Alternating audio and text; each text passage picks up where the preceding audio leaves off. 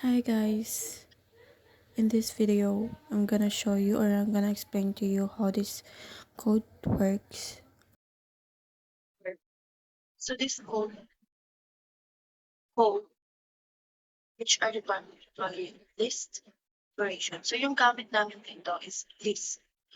So in this first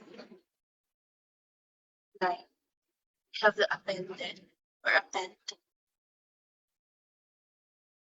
Dito sa appended, ang purpose nito is to add item to the end of the list like this. Ito.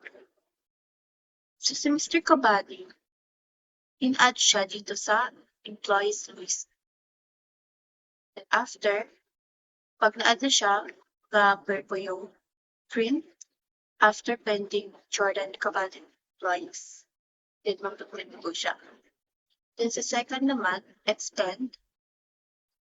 Ang purpose po nito is to add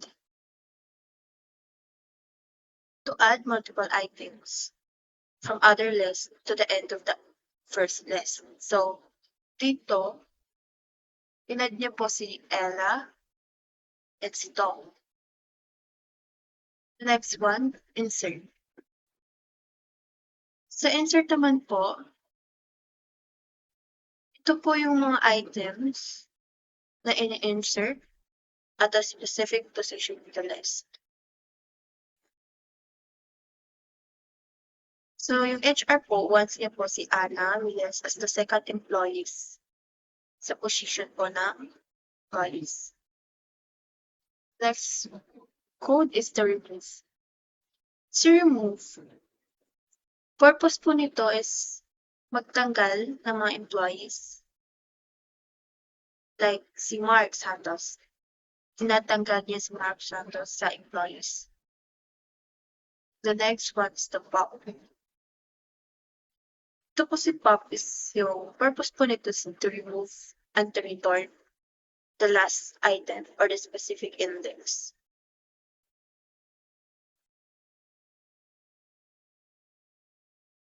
Like yung temporary employees contact na ended na binabalik and remove. Si clear, ito po si clear. Remove niyo po yung lahat ng items from the list. Like yung HR, trainee, clear and test list from used for practice. So, nire-remove niyo po yung mga test. So, yung number 7 is the index. Sa index po is, return niya po yung position na index sa item ng list. Ito po, like kagaya si, pina-found niya po, hinahanap niya si Maria de la Cruz. Tapos piniprint niya po yung pangalan at position. Yeah. The next po is the count.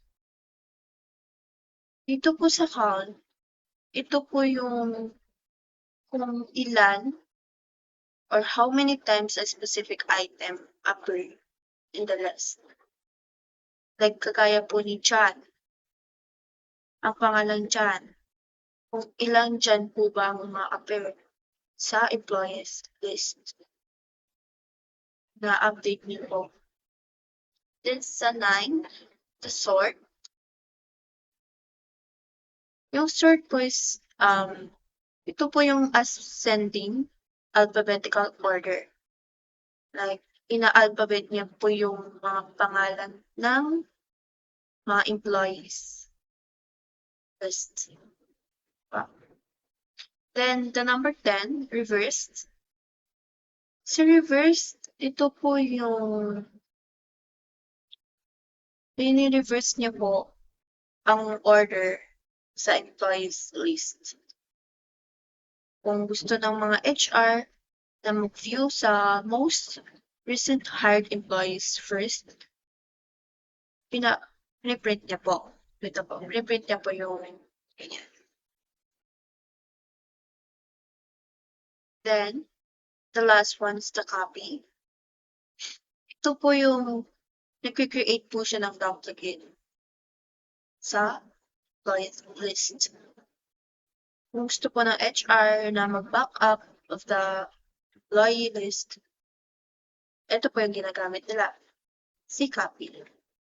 So, yan lang po. Thank you!